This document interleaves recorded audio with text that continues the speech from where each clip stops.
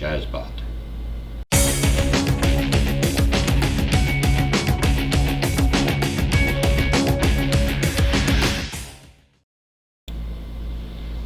Welcome to the Opinionated Prepper. I'm Steve. What do you think about all this alien stuff that's going on now for such a time as this? Do you believe in all of it? Do you think they were here before they're coming back again?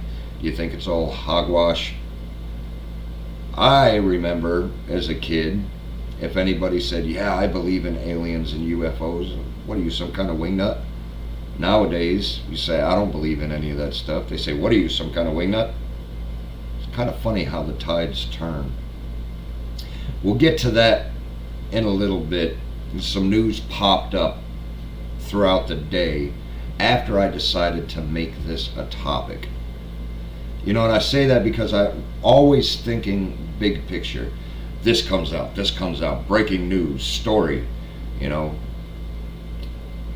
Obama's ex-lover, you know, that did this and did that. Watch Tucker Carlson, whatever his name is. You know, okay, whatever. I have no opinions. I have opinions, but I'll keep them to myself. But a new bombshell expose about Joe Biden detailed how the president once called Ukrainian leader Vladimir Zelensky an amateur. Radar Online has also learned that the expose also exposed President Axtris, the commander-in-chief Freudian slip, Biden's true thoughts and feelings about Fauci, former President Barack Obama, Barry O, for those that know and love him, Vice President Horseface, Kamala Harris, again, Freudian slip, and others. The last politician, truly is a politician, called Zelensky an amateur. Apparently said that Putin slouched one time. He referred to it as the slouch of an a-hole school kid. I just kind of found that funny. You know, because he ran on the entire premise of bringing the country together, bringing the world together, being diplomatic, shall we say, being nice, being polite, kind of like that nice old grandfather. But here in the last couple of months, this is the second article that I've seen in a month or so that seems that he's taking on more of a Trump-like attitude. Behind the scenes, he's no nonsense and people are scared of him, and I want to get this correct, and he's giving people nicknames and he's picking on them and he's mocking them, you know, and he's kind of like that bully that they used to say that Trump was, that they just couldn't tolerate. But now he's kind of taking on those characteristics a little bit. Wonder why that might be. It doesn't really make a whole lot of sense, you know, but they've got articles on China warning against a new Cold War. Scientists grow a whole model of a human embryo without sperm or egg. That's kind of interesting. Will it have a soul? Let's do a little spiritual debate, a little philosophy, if you will. What do you think about that? Leave that down. Start a discussion. Would a clone, would somebody that was born outside the natural parameters, would they have a soul? Would they have what we would consider the essence of life? You know, would they know right and wrong like us, or would they just be completely evil? It's kind of a good one to talk about. Palestinian attacker warns 2 people in stabbing outside of someplace, I don't know, I don't even really bother with that. Russian grain belt struggles with acute fuel deficit. That's one thing that makes me kind of wonder about, because anyone who's watched this at any length of time knows, for me, I think it's all about the food, follow the food. So when they're talking about the Russian grain belt, that's more or less the breadbasket of the world.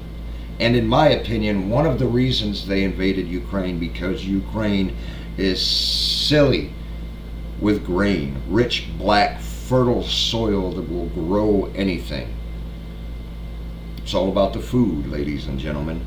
But all of these things, Saudi Arabia and I think over half of the oil producing countries now are a member of BRICS. Saudi Arabia stopped using the petrodollar, and they stopped recognizing any sanctions or anything like that. You know, you would figure that the grain belt would have plenty of fuel, so that kind of makes me wonder. You know, a while back I heard that there were only maybe 12 good years left, and that was about 2 years ago, of oil in Saudi Arabia's reserves. I don't know if it's true or not. I mean, I don't go there with a yardstick and measure them or anything. I don't pull the dipstick out and say, man, your oil's low. I don't do any of that stuff, but I listen. And they said that because there was only a few good years left and their income was going to run out, that's when they started building the ski resorts in Abu Dhabi and the whole big world's largest skyscraper. When they started investing in esports and video games, and they started to really diversify into technology, because they knew that their bread and butter was going to dry up. So they had to get income and revenue from somewhere. I hear that, and then I see all of the actions that they do, and then I see little things about no matter how much Biden was on his knees, or was that Obama that was on his knees? I'm pretty sure it was Biden that was on his knees begging Saudi Arabia to increase their oil production. They wouldn't take his call. They ignored him. They restricted another 1 million barrels for the next 3 months, the beginning of the year. And that's when they switch over to BRICS, which means the petrodollar is gone. And the petrodollar is what gives us our power. So we have no more of that. You know, but why would all of this result? Is it just because people are sick and tired of this country now? I mean, yeah, it probably could be, but why now? Because it's been happening for many decades. Put that with CBDC and put that with all of this stuff, and you just kind of wonder what the plans are and why are they telling us this when they're actually doing it for that reason whatsoever. You know, if you kind of look on it, a report came out that Walmart lost $4 billion in shrinkage, you know, and people coming in and stealing stuff. And countrywide, it was like $100 billion in the year. And they're passing laws to allow theft if you meet certain qualifications. We'll leave that up to you to figure out what those qualifications are. You know, but people that are trying to stop shoplifting and try to keep their property, or try and keep someone from taking property that doesn't belong to them, they end up getting in more trouble. You know, it seems like the honest, decent people are always taking the brunt, and all of these thugs and criminals that just want to take everything, whether it belongs to them or not, they're getting out of jail free. Literally. Makes you wonder why. That goes alongside an article that I saw last night about humanoid robots are coming. They're coming in waves. And the first jobs they're looking for are warehouse jobs. Now you go back a few videos and you look, I'm saying that all of this, that the sneeze, sneeze, sniffle, sniffle, jab, jab, is for a reason. And all of these thefts are legalized for a reason.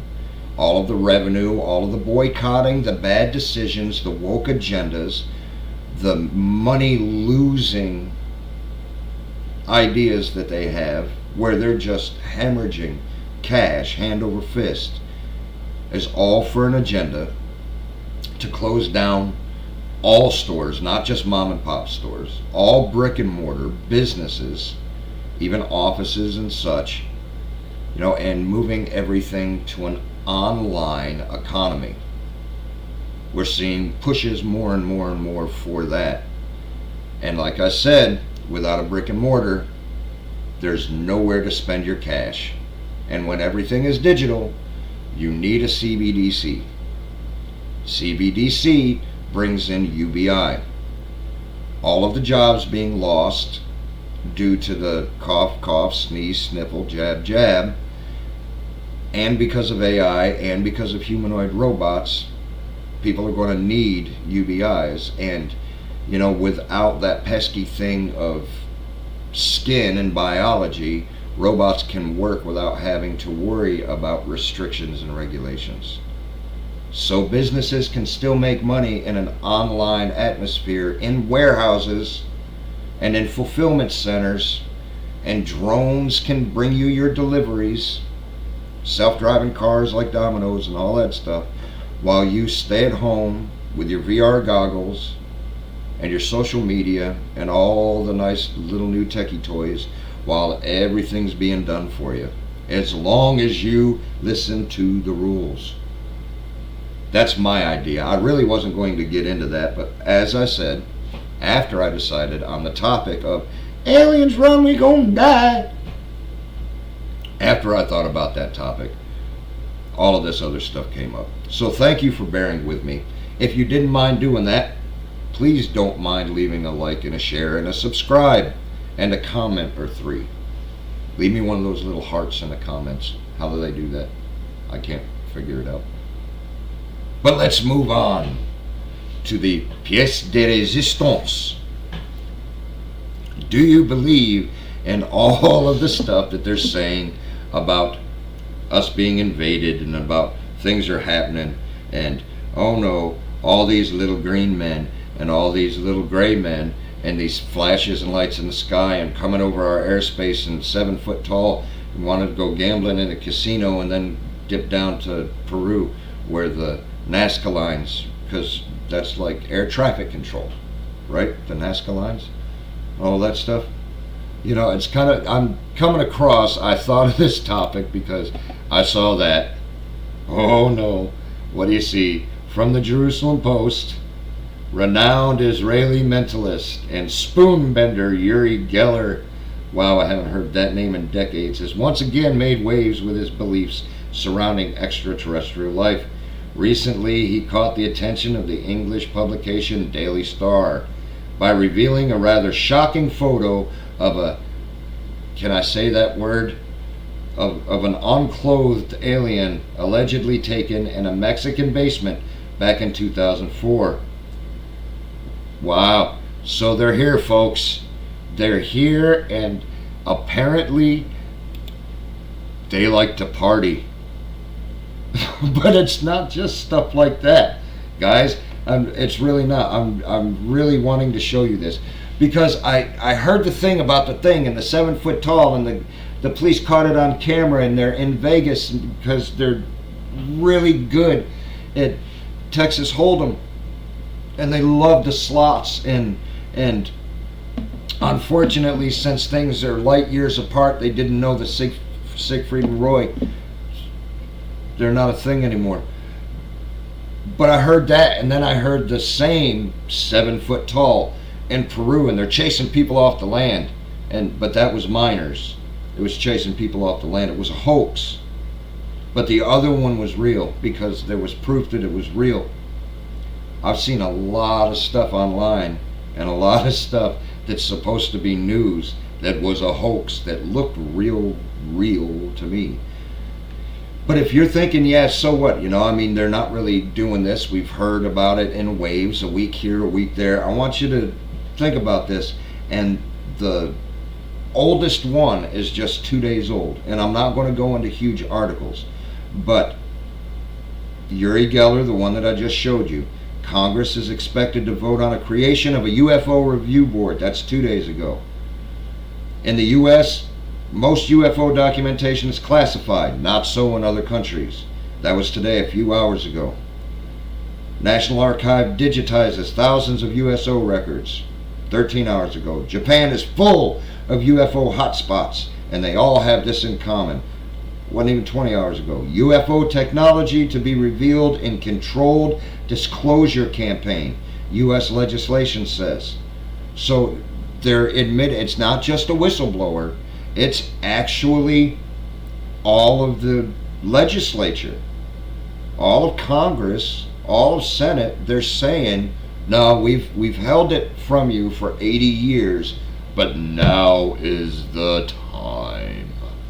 We're going to unveil all of this stuff, and it couldn't happen at a better time. when the world is so split and everything is so divisive, we're either going to have a threat like Reagan was talking about, or we're going to have a universal Messiah, because they've been here forever. And all of the tinfoil hats are saying amen. But still, Matthew Bowman, why some Latter-day Saints believe in UFOs, and why these alien travelers fit with the Bible or something, fit with its religion. Yeah. Why'd I have to open that just for that? If aliens have a GWST, I have absolutely no idea what that means. Please forgive me. This is how they see Earth has intelligent life. What is that? The telescope? The web? I guess? But even still, those are from a day ago, 2 days ago, a few hours ago, 6 days ago. Pentagon launches new website for declassified info on UFOs. NBC, UFO news, whistleblower. That's a month ago, 13 hours ago. This is a sign the Pentagon is taking UFOs seriously, from 5 days ago. Pentagon's UFO chief separates science from fiction. That was a week ago. Aliens, latest news, breaking story. All of this stuff is just from a week ago.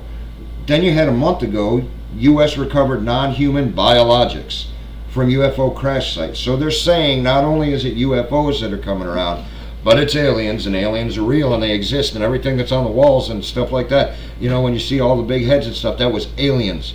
It's aliens, man. I'm telling you, it's aliens. Okay. I'm not going to get into that discussion. Like I said, how do you feel about it? Let me know. It's a loaded topic, I guess. Some believe, some don't. Some are like me, or completely apathetic. They say, if anybody wants to come to this earth, either one, take me with you. Two, all of the other tourist attractions in the universe really must blow. Apathetic. I don't care. It's humorous, because I look at the whole picture. As I was saying, to me, I think it ties in with, look over here, while this hand is doing something that you don't like in a region that you don't want it to be. That's what you have to look at. That's what you have to worry about. Come on, people, wake up. Are you going to be able to eat in the next few months or so? That's what you have to worry about. Don't play into all of this nonsense. Don't get wrapped up in how many, even though it's a bunch of horse crap, billions of dollars that they're robbing from us and giving to the East. And they're giving them all of our discontinued stuff, instead of selling them on eBay so they can get better technical stuff. If you want to sell, a Patriot or something like that, I'm sure you could get a buyer that's just a redneck that wants to light it off on the 4th of July, man. You don't have to give it to this other nation. But all of this got me thinking with the whole alien thing. And yes, I'm mocking it. Forgive me, I'm mocking it. It's sarcasm. To all of you people that thought there was going to be a big breakthrough, and I was going to take this seriously, sorry. You can call me clickbait if you want. I talked about it. I told the truth. Just wasn't the way you thought it was going to be. But from a prepping standpoint, I think we can all take a lesson of how do we prep for an alien invasion. If you go back to 2010, 2011, 2012, how do we prep for a zombie apocalypse? How do we prep for anything like that? Because natural disasters, you can prep in different ways. You have a blizzard and you're going to want to keep warm. You have a drought, you're going to want water. Keep cool. You have a tornado, well, you don't have to worry about keeping warm because you don't have a house anymore. So there's different ways to prep for different scenarios, nuclear, blah, blah, blah. But with a zombie invasion or an alien invasion or something like that, you're pretty much getting like all of the worst scenarios all at once. So how would you prep for that? Would you just dig a hole and try and get down in there. And you don't even have to think about it as an alien invasion. You can think about it as a foreign invasion of illegals, possibly. That was something I was going to touch on. There's kind of a heated debate going on in a platform that I'm on, the TPH network. Not really heated. It's very civil, but there's a clear line.